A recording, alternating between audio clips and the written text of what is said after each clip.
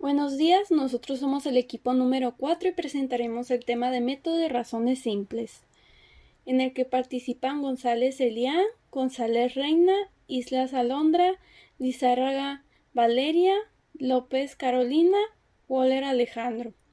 Esperamos su atención, gracias.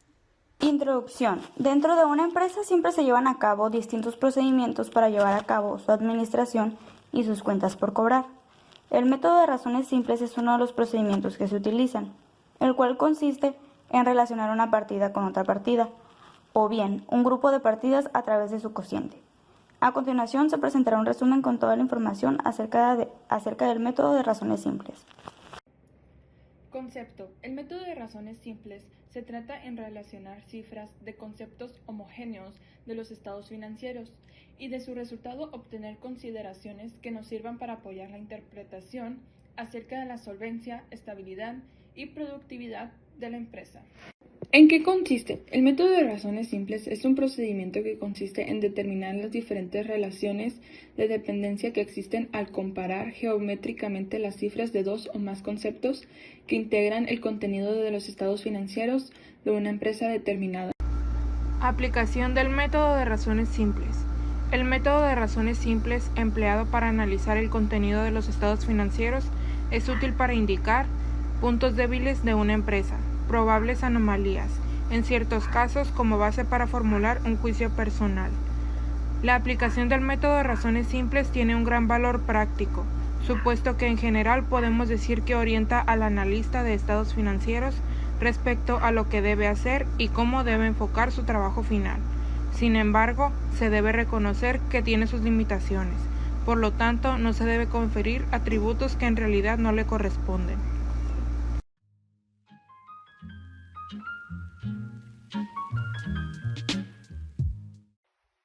Tabla de razones simples. La de liquidez. Nombre, índice de liquidez. Fórmula, activo circulante entre pasivo corto plazo. Como objetivo tiene la capacidad de pago a corto plazo, con un parámetro de 2 a 1.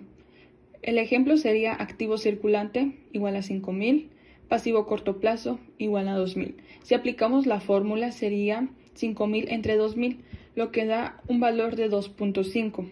Esto quiere decir que la empresa cuenta con un índice de liquidez del 2.5, por ende puede responder a sus obligaciones sin afectar la solvencia.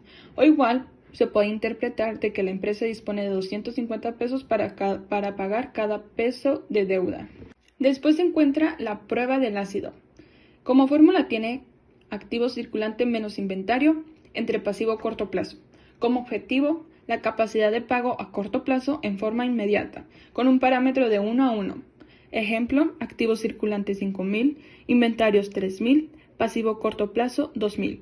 Si aplicamos la fórmula sería 5.000 menos 3.000 entre 2.000 igual a 1. Esto quiere decir que por cada peso que debe la empresa tiene 100 para cubrirlos, sin disponer del inventario. Y por último, en esta tabla se encuentra la capital del trabajo, que tiene la fórmula de activo circulante menos pasivo corto plazo, y el objetivo de recursos disponibles después de cubrir los pasivos a corto plazo, con un parámetro positivo. El ejemplo se encuentra activo circulante 5.000, pasivo corto plazo 2.000. Si aplicamos la fórmula sería 5.000 menos 2.000, que nos da igual a 3.000. Si la empresa tuviese que pagar todas las deudas a corto plazo, le quedaría un excedente de 3.000. Nombre, rotación de cuentas por cobrar. Fórmula, rotación de cuentas por cobrar es igual a ventas netas a crédito sobre cuentas por cobrar promedio. Objetivo, muestre que también una empresa usa y administra el crédito, que otorga a los clientes y qué tan rápido se cobra o se paga la deuda a corto plazo. Parámetro, de acuerdo a la política de crédito de la empresa. Días de cobranza. Fórmula, número de días entre rotación de cuentas por cobrar. Su objetivo es el número de días que transcurre desde la empresa que vende un producto o servicio y cobra por parte de sus clientes. El parámetro es de acuerdo a la política de crédito de la empresa. Un ejemplo es, a final de mes hemos cobrado 500,000 de nuestra cartera total de inicio de 1,000,000. Nuestro porcentaje de cobro es del 50%, entonces si nuestro plazo de crédito es de 30 días, nuestro índice de días de cobranza será de 60 días. El siguiente es rotación de inventarios. Su fórmula es costo de ventas entre promedio de inventarios. Sus objetivos son tiempo de existencia de inventarios y medir la eficiencia en ventas. Su parámetro es de acuerdo al tipo de productos. Un ejemplo es, supongamos, un costo de mercancías en el año 2020 de 60 millones y un promedio de inventarios en el 2020 de 10 millones. Entonces tenemos la siguiente rotación. 60 millones entre 10 millones es igual a 6. Esto quiere decir que la rotación del inventario durante el 2020 fue de 6 veces, o dicho de otra forma, los inventarios se vendieron o rotaron cada 2 meses. El siguiente es días de inventarios. La fórmula es número de días entre rotación de inventarios. Su objetivo es días en vender el inventario. Su parámetro es de acuerdo al tipo de productos.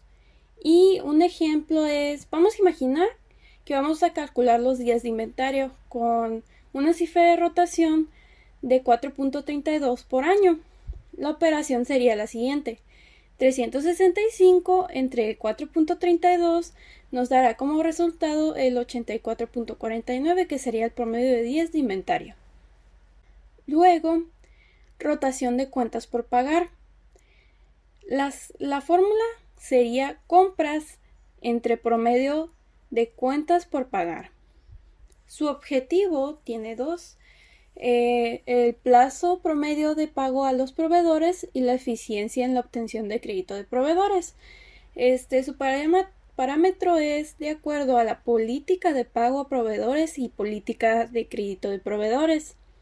Un ejemplo sería la rotación de cuentas por pagar es igual a 500,000 entre 50,000 y nos dará 10. El resultado nos indica que la empresa rota sus cuentas por cobrar en 10. El siguiente es días de pago.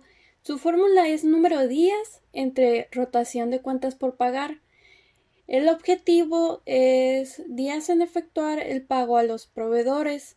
El parámetro pues es igual que el anterior, de acuerdo a la política de pago a los proveedores y a la política de crédito de proveedores.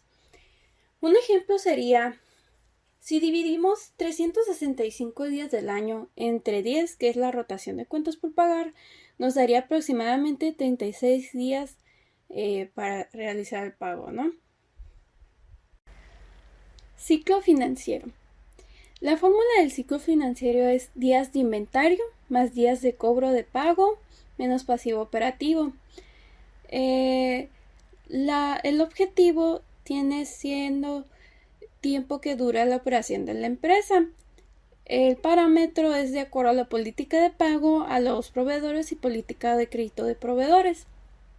Un ejemplo es, los bienes de inventario tienen 30 días antes de ser vendidos y las ventas tienen un plazo de cobro de 50 días. Entonces, la duración del ciclo financiero sería de 80 días, pero también existen plazos para pagar compromisos operativos que vienen siendo el pasivo operativo, que tienen 25 días. Se puede considerar que los bienes que permanecen 30 días en existencia no han sido pagados el primer día de estos 30, sino el 25. Por lo tanto, el ciclo financiero tiene una duración de 55 días, 30 más 50 menos 25. Endeudamiento. Su fórmula es la razón del endeudamiento, que es igual al pasivo total sobre el activo total. Su objetivo es identificar el nivel de endeudamiento en el que se encuentra la empresa. Su parámetro es del 40 al 60%. Y un ejemplo podría ser tener un pasivo total de 1,000, un activo total de 15,000 y dividirlo, lo cual nos daría un resultado de 0.067. Protección al pasivo circulante. Su fórmula es capital contable sobre el pasivo circulante. Su objetivo es ser una garantía que ofrecen los accionistas con el capital a los acreedores de corto plazo. Su parámetro es mayor a 1 y un ejemplo podría ser tener un capital contable de 10,000, un pasivo circulante de 2,000 y dividirlos, lo cual nos daría un resultado de 5. Protección al pasivo total. Su fórmula es capital contable sobre pasivo total. Su objetivo es ser una garantía que ofrecen los accionistas a los acreedores. Su parámetro no es mayor a 1 y un ejemplo podría ser tener un capital contable de 10.000 y un pasivo total de 2.500 y al dividirlos darnos un resultado de 4.0. Rentabilidad. Para empezar tenemos el margen de utilidades. Su fórmula es margen bruto de utilidad es igual a ventas menos costo de ventas entre ventas. Su objetivo es reflejar el margen de utilidad alcanzado luego de haber cancelado los inventarios. Sus parámetros son las utilidades y como ejemplo tenemos que ventas es igual a 4.000, costo de ventas es igual a 1.500, entonces 4.000 menos 1.500 entre 4.000 es igual a 0.62. Como siguiente tenemos el rendimiento de la inversión. Su fórmula es rendimiento de la inversión es igual a utilidad neta luego de impuestos entre total activos. Su objetivo es medir la rentabilidad de los activos. Sus parámetros son las utilidades y como ejemplo tenemos que utilidad neta luego de impuestos es 800. Valor total de activos es igual a 15.000, entonces 800 entre 15.000 es igual a 0.53. Luego se multiplican por 100 para convertir en un porcentaje. Entonces 0.053 por 100 es igual a 5.3%. Como siguiente tenemos el rendimiento del capital. Su fórmula es rendimiento del capital común es igual a utilidades netas después de impuestos menos dividendos preferentes entre capital contable menos capital preferente. Como objetivos tenemos que mide el rendimiento para el accionista de la empresa al relacionar las utilidades con el capital de los accionistas. Sus parámetros son las utilidades y como ejemplo tenemos que la utilidad neta común es igual a 1.000 y el capital común es igual a 5.000. Entonces la rentabilidad del capital común es igual a 1.000 entre 5.000 que es igual al 20%. Por último tenemos la utilidad por acción. Su fórmula es utilidad por acciones ordinarias entre número de acciones ordinarias. Sus objetivos es reflejar la rentabilidad que deja cada acción de la empresa. Sus parámetros son las utilidades y como ejemplo tenemos que la utilidad para acciones ordinarias es 800. El número de acciones es igual a 1.200, entonces 800 entre 1.200 es igual a 0.66. Luego se multiplica por 100 para convertir en porcentaje. Después de la realización de este trabajo, pudimos llegar a la conclusión de que es muy importante que dentro de una empresa siempre se lleven a cabo los distintos procedimientos para llevar a cabo su administración y sus cuentas por cobrar. Y para esto la manera más conveniente de hacerlos es con el método de razones simples, ya que es uno de los procedimientos que más se utilizan para llevar a cabo la administración de una empresa.